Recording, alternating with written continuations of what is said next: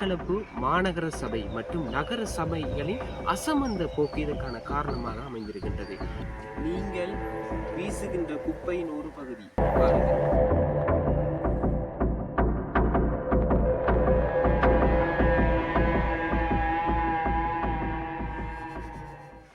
தமிழ் பேசும் அத்தனை உறவுகளுக்கும் எங்களுடைய வணக்கத்தை தெரிவித்துக் கொள்கின்றோம்.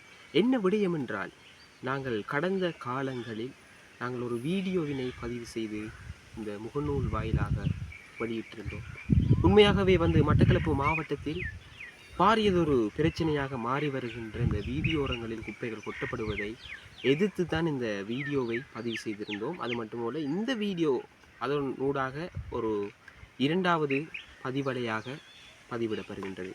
முக்கியமாகவே இன்றைய காலகட்டத்தில் அநேகமான மக்கள் தங்களுடைய அன்றாட வாழ்வில் பயன்படுத்தும் பல பொருட்களின் கழிவுகளை இன்று வீதியோரங்களில் வீசி செல்கிறார்கள். இதற்கான காரணம் என்னென்று நாங்கள் ஆராய்ந்த போது மட்டக்களப்பு மாநகர சபை மற்றும் நகர சபைகளின் அசமந்த போக்கு இதற்கான காரணமாக அமைந்திருக்கின்றது.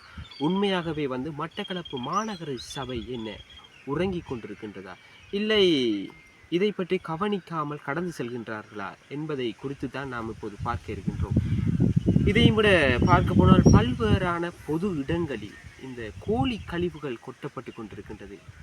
உண்மையாகவே இன்று வீதியால் பயணிப்போர் பலர் இதை அறியக்கூடியதாக இருக்கும். இன்றைக்கு பார்க்க போனால் இன்றைக்கு பல பொது இடங்களில் குப்பைகள் கொட்டப்பட்டு தூர் நாட்டம் வீசக்கூடிய நிலையில் தான் இருக்கின்றது. இப்பொழுது நான் இருக்கும் ஒரு கிராமத்தின் வீதி ஓரம்தான் நான் இன்று இந்த வீடியோவை பதிவு செய்கிறேன். கிட்டத்தட்ட ஒரு வீதியின் ஒரு பிரதானமான பாதையில் இருக்கிற ஒரு வெட்டை வளவினுள் இந்த குப்பைகள் கொட்டப்பட்டிருக்கின்றது. அதனை இந்த வீடியோ காணொலியினூடாக இணைத்திருக்கின்றேன். நான் இருக்கின்ற இந்த வளவு பகுதியிலே இவ்வளவு குப்பைகள் கொட்டப்படுகிறது என்றால், இன்று நமது நகர்ப்பு பகுதிகள், அது மட்டுமில்லை மட்டக்களப்பு மாவட்டத்தில் இருக்கின்ற ஏனைய பகுதிகளில் எவ்வளவு குப்பைகள் சேர்ந்திருக்கும் என்பதனை நீங்கள் தயவு செய்து உரிய அதிகாரிகளை கவனத்தில் கொள்ளுங்கள். இந்த குப்பைகளை எவ்வாறு அகற்றுவது என்பதை குறித்து தயவு செய்து எங்களுடைய மக்களுக்கு விழிப்புணர்வை ஊட்டுமாறு நாங்கள் தாழ்மையுடன் வேண்டிக் கொள்கின்றோம். அது மட்டுமின்றி இந்த பிரச்சனைக்கான ஒரு தீர்வு நிச்சயமாய் கிடைக்கும் என்பதனை நாங்கள் ஊகித்துக் கொள்கின்றோம். நிச்சயமாய் வழங்குவீர்கள் என்று மட்டக்களப்பு மாநகர சபை உரிய அதிகாரியிடம் நாங்கள் வேண்டிக் கொள்கின்றோம். இதை தொடர்ந்து இதுக்கும் மேற்பட்டதாக நீங்கள் கவனிக்கவில்லை என்றால் மக்கள் எடுக்கும் நடவடிக்கைகளுக்கு நீங்கள் பொறுப்பு கூற வேண்டியவர்களாக இருக்கக்கூடும். உண்மையாகவே நீங்கள் நான் போட்ட வீடியோவை நிச்சயமாக பார்த்திருப்பீர்கள் என்று நான் நினைக்கிறேன். தயவு செய்து பதில் தர வேண்டும். அது மட்டுமின்றி பொதுமக்களிடம் நாங்கள் ஒன்றை கேட்டுக்கொள்கின்றோம். ஏன் இவ்வாறான குப்பைகளை நீங்கள் வீதியில் வீசுகிறீர்கள் என்பதை குறித்து கொமெண்ட் பாக்ஸில் நாங்கள் பதிவிட கேட்டிருந்தோம். ஆனால் நீங்கள் இதுவரைக்கும் இருவரை தவிர யாருமே பதிவிடவில்லை. நீங்கள் பார்த்தும் பாராமல் கடந்து சென்றால் நாளைய தலைமுறை குப்பையோடு தான் வாழும். நோயற்ற வாழ்வே குறையற்ற செல்வம் என்று சொல்வார்கள். நோயோடு வாழாதீர்கள். நோயை தவிர்த்து சுற்றுப்புற சூழலை சுத்தமாக வைத்திருந்து வாழுவதற்கு முயற்சி செய்யுங்கள். அன்பார்ந்த மக்களே, உரிய அதிகாரிகளை கவனத்தில் கொள்ளுமாறு தாழ்மையுடன் வேண்டிக் கொள்கிறோம். நன்றி. எல்லாரும் பார்க்குறீங்க, நம்ம ரோட்டில் குப்பை கொட்டுறதால எவ்வளோ பிரச்சனைகள் வருதுன்னு உங்களுக்கு தெரியுமா?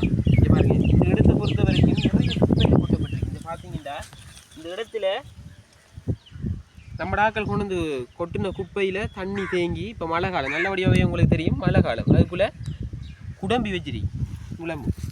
நல்ல விஷயம். உண்மையாகவே நம்ம மக்களை உண்மையாகவே பாராட்டணும். அது மட்டும் இல்லை, இங்கே பார்த்தீங்கன்னா பிளாஸ்டிக் போத்தல்கள் கிடக்கு, கிளாஸ் துண்டுகள் கிடக்கு, போத்தல்கள் எரிஞ்சிருக்காங்க.